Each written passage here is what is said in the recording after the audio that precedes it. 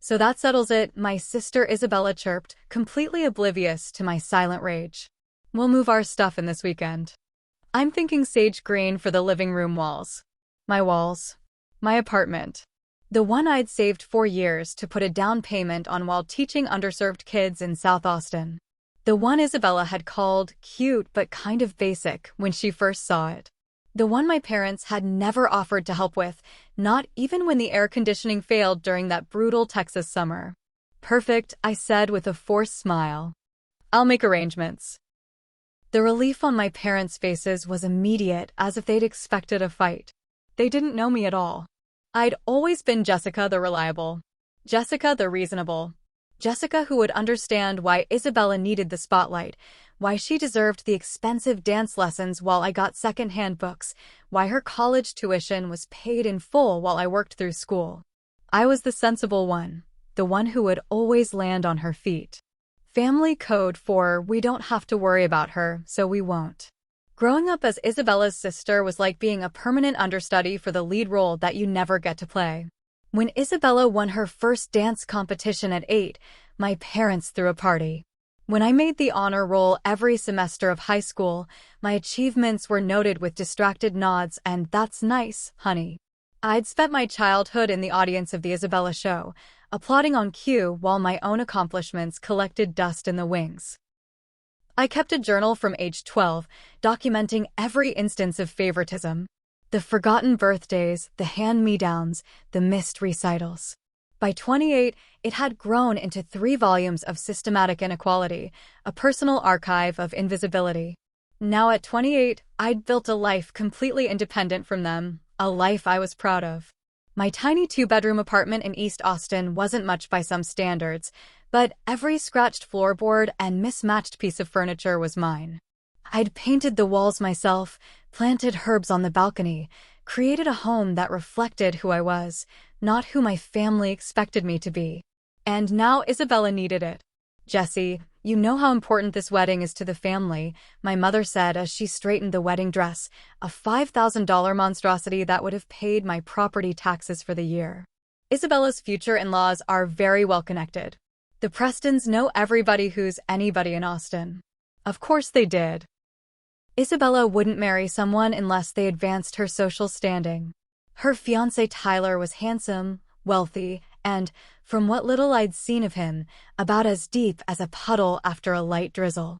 "We just need a central place to coordinate all the wedding preparations," Dad finally spoke, still not making eye contact. "Your mother and Isabella will handle everything. You won't have to lift a finger. Except move out of my own home." "Why can't you use your house?" I asked, knowing the answer but wanting to hear them say it. Mom huffed. "You know perfectly well the renovations won't be done for at least 3 months. And Isabella can't possibly plan from Tyler's bachelor pad with all his sports equipment everywhere." What she meant was that their 5-bedroom house in Westlake Hills was getting yet another update to impress the Prestons. What she meant was that Isabella couldn't possibly be inconvenienced when there was a perfectly good alternative, me. "We thought you'd be happy to help," Isabella said, her voice taking on that wounded tone she'd perfected over years of getting her way. "It's my wedding, Jessie. Don't you want it to be perfect?" Each time she said perfect, I mentally added another page to my invisible ledger of debts never to be repaid. I looked at my sister, really looked at her. At 31, she was still stunningly beautiful, with our mother's high cheekbones and our father's blue eyes. She'd built a moderately successful career as a social media influencer, curating a life that looked flawless through the artificial lens of Instagram filters. What her followers didn't see was the mountain of debt behind those designer clothes, the temper tantrums when things didn't go her way, the expectation that everyone in her orbit should rearrange their lives to accommodate her needs. "Of course I want your wedding to be perfect," I said softly. "Where am I supposed to stay during all this?" My mother waved her hand dismissively. "You can stay with Cousin Maria. She has that spare room now that her roommate moved out. Or you could move back home temporarily. The guest room is still available." The guest room. Not my old room, which had been converted into a home gym 4 months after I left for college. The guest room, with its uncomfortable pull-out sofa and the persistent smell of mothballs. "I'll figure something out," I said, fingers brushing against the key in my pocket, the small metal symbol of everything I'd built without them. "That's my sensible girl," Dad said, finally looking at me with what seemed like relief mixed with the faintest hint of guilt. "It'll just be for a few months." Isabella clapped her hands together. "This is going to be so amazing.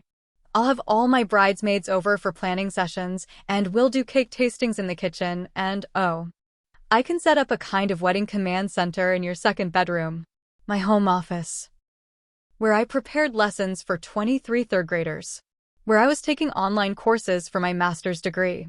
"How long exactly is a few months?" I asked. Mom and Dad exchanged glances. Isabella was too busy taking pictures of my living room to notice the tension. "Well, the wedding is in 4 months," Mom said carefully. "And then of course they'll need a little time to find a place of their own after the honeymoon." The realization hit me like a bucket of ice water. "You're not just asking me to vacate for wedding prep. You're asking me to give up my apartment entirely." "Not give up," Dad said quickly. "Just share for a while. You know how hard it is to find affordable housing in Austin these days. Tyler's lease is up right after the wedding, and they'll need somewhere to stay while they look for a house. The Prestons are helping with the down payment, but it might take a few months to find the right property." I felt my hands begin to shake. My vision narrowed to a pinpoint, the room spinning slightly as decades of accumulated slights crystallized into this perfect, defining moment of clarity. "I need to think about this," I said, struggling to keep my voice steady. "What's there to think about?" Isabella looked up from her phone. "It's not like you have a boyfriend or anything. Maria's place is closer to your school anyway." The casual cruelty of her comment hung in the air. I had dated, seriously even, until my last relationship ended painfully 8 months ago. Isabella had made fun of Dan's thrift store clothes and boring job as an environmental scientist. He'd eventually grown tired of my family's dismissive attitude and my inability to stand up to them. I couldn't blame him. "I said I need to think," I repeated. "Now if you don't mind, I have papers to grade tonight." "Well, don't think too long," Mom said, checking her watch. "We'll need to start moving things in this weekend." This weekend. For days from now. After they left, I stood in the center of my living room, trying to recognize it as mine while already seeing it transformed by Isabella's vision. The sage green walls. The wedding command center. The parade of bridesmaids trampling through my sanctuary. Hidden in my closet, behind winter sweaters I rarely needed in Texas, sat a small locked box. Inside was my grandfather's watch, a few old photographs, and the journals that documented 20 years of being second best. No one knew about the box or its contents, just as no one knew the depth of my resentment or the limits of my patience. I sank onto my couch and called the one person who had always seen through my family's dynamics. "They did what?" Kate's voice exploded through the phone after I explained the situation. "Please tell me you told them to shove it." Kate had been my best friend since our freshman year of college, when we'd bonded over being the only 2 students who actually did the required reading. She'd witnessed firsthand the Isabella spectacles over the years and had long ago lost patience with my family's treatment of me. I said I needed to think about it. "Jess, there's nothing to think about. It's your apartment. You pay the mortgage. They can't just commandeer it because Princess Isabella is getting married." I pressed my palm against my forehead, feeling a headache forming. "You don't understand. It's never that simple with my family." "It's exactly that simple." The answer is no. A no. A complete sentence. But it wasn't that simple. It had never been that simple. Every boundary I'd tried to establish with my family had been treated as a personal betrayal, every attempt at independence viewed as a rejection of them. When I'd chosen a college based on its education program rather than its proximity to home, my mother hadn't spoken to me for weeks. When I declined to be Isabella's maid of honor, citing the financial strain of the expected pre-wedding trips and parties, I'd been labeled selfish and jealous. "What if I just go along with it?" I said quietly. "Just for a little while. Until after the wedding." Kate's sigh carried years of frustration.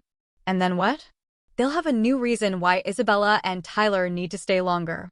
There will always be something, Jess. You know that." I did know that.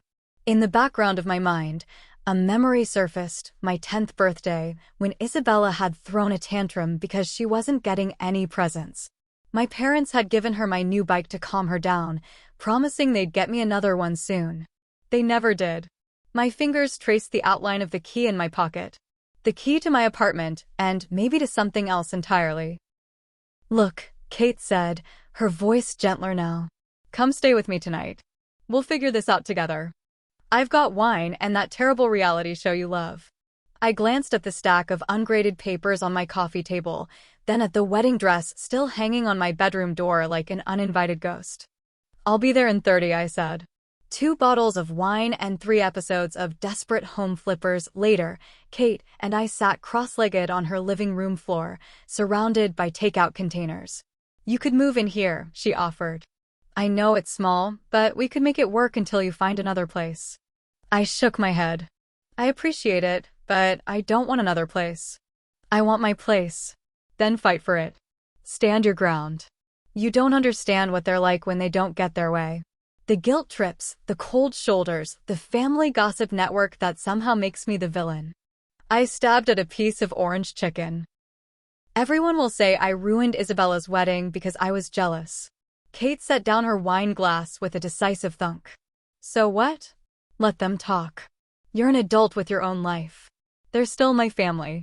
Family doesn't treat you like a backup generator, only remembered when the power goes out."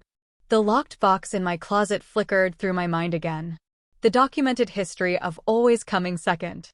I laughed despite myself. "Nice metaphor." "I'm serious, Jess. This isn't about a wedding or an apartment. This is about them never seeing you, never valuing you. You deserve better." Later that night, curled up on Kate's sofa bed, I scrolled through my phone, looking at pictures of my apartment, the yellow kitchen curtains I'd sewn myself, the small herb garden on the balcony, the wall of bookshelves I'd built with Dan before we broke up. Each image represented a piece of the independent life I'd built, a life separate from the shadow of Isabella. A text from my cousin Maria lit up my screen. "So excited to have you as a roomie. Mom says Aunt Claire called about you staying with me for a while. I've already cleared out a drawer for you." My stomach clenched. They hadn't even waited for my answer. They'd already started making arrangements. I opened Instagram and was immediately confronted with a post from Isabella, a picture of my living room with the caption, "Wedding planning headquarters coming soon. So blessed to have a sister who would do anything for me. Hashtag wedding planning, hashtag sister goals, hashtag blessed." 17 likes already, including comments from 3 bridesmaids excitedly planning their first visit. Something inside me, something that had been bending and stretching to accommodate my family for 28 years, finally snapped. I thought about the locked box, the documented history of inequality. Sometimes proof is just for yourself, a confirmation that you're not crazy, that the injustice is real. I closed Instagram and opened my email, searching through old messages until I found what I was looking for, an offer from the principal of a school in Denver. She'd reached out 3 months ago after seeing a presentation I'd given at an education conference. The offer had been tempting: higher salary, smaller class sizes, an innovative curriculum I'd be helping to develop. But I declined, unwilling to move so far from my family.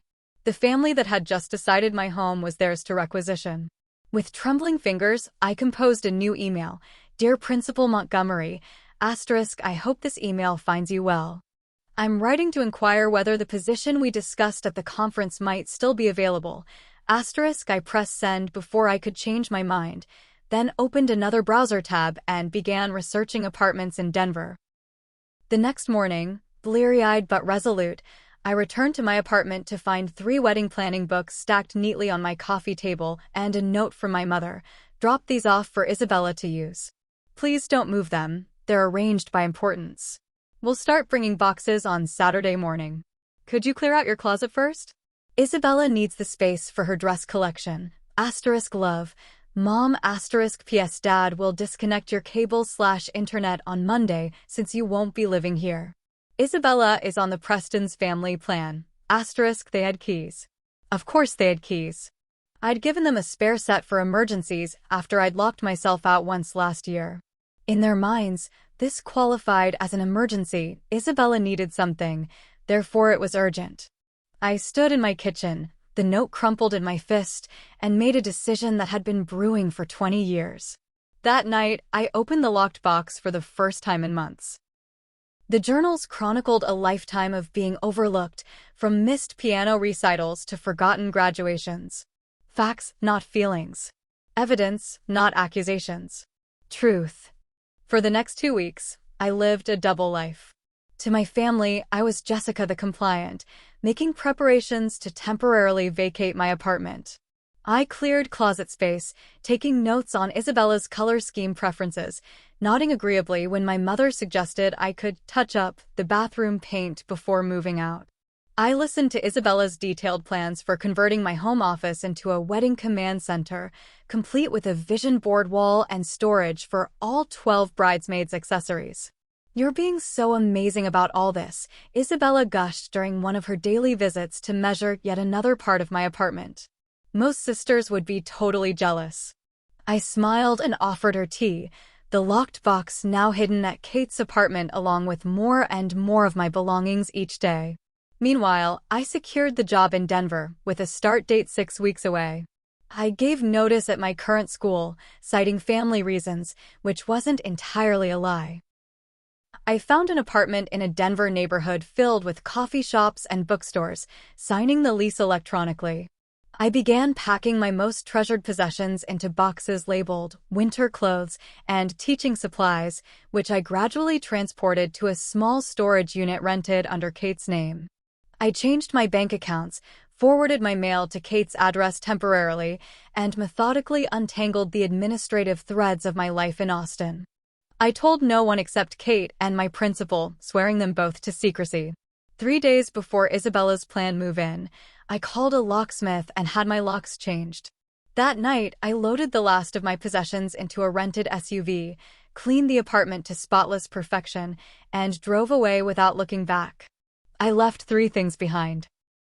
The keys to the apartment on the kitchen counter, a letter explaining that I'd accepted a job out of state, and my 3 journals, open to entries about all the times they'd taken from me without asking. I wanted them to know exactly why I was gone. By the time Isabella arrived with her first carload of wedding supplies, I was already crossing the Texas-New Mexico border, Denver-bound with the windows down and my Freedom playlist blasting. My phone exploded with notifications as soon as I regained cell service after a dead zone.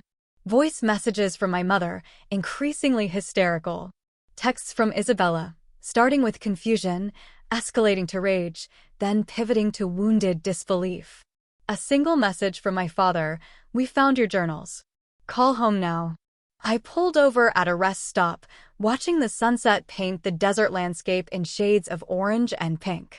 For a moment, I hesitated, my finger hovering over my mother's number. The familiar guilt rose up, threatening to drown my resolve. Then I remembered the casual way they decided to take my home, the assumptions that my life was less important, less real than Isabella's. 28 years of being the reliable afterthought, the second priority. I silenced my phone, put the car in drive, and continued north. Denver welcomed me with a crystalline blue sky and the distant promise of mountains. My new apartment was smaller than my place in Austin, but it had character, exposed brick walls, tall windows that filled the space with light, and a tiny balcony just big enough for a chair and the herb garden I planned to rebuild. 2 days after I arrived, my cousin Maria texted, "OMG, the journals. Your mom is freaking out. Aunt Claire says you've been documenting stuff since you were 12? That's so creepy. Like, were you planning this forever?" I wasn't surprised. In my family's narrative, the crime wasn't the inequity. It was noticing it, naming it, preserving it as evidence. I replied simply, "I was documenting, not planning. There's a difference." Maria's response came quickly. "Isabella saw all the stuff about her. She's devastated. Your parents think you need professional help." Of course they did. The one keeping score was the problem, not the game itself. I didn't bother responding. In my previous life, I would have apologized, explained, tried to smooth things over. But that Jessica was gone, left behind somewhere on Interstate 25. My mother's emails became a daily occurrence, evolving from outrage. How could you do this to your sister? To manipulation. Dad hasn't been sleeping. He's so worried. To bargaining. If you come back now, we can forget this ever happened. To grudging acceptance tinged with martyrdom. If this is what you need to work through your issues, we'll be here when you're ready to apologize. I read them all but responded to none.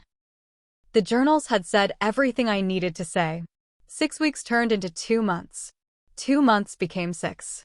I established a routine in Denver, making new friends, exploring my neighborhood, throwing myself into my new teaching position. I adopted a cat from the local shelter, something I'd always wanted to do but hadn't because Isabella was allergic and might not be able to visit. I named her Sage, a small private joke about the green walls that never happened. Isabella's wedding came and went, documented exhaustively on social media. They'd found a venue with 3 weeks to spare, the Preston's Country Club, which had mysteriously had a cancellation.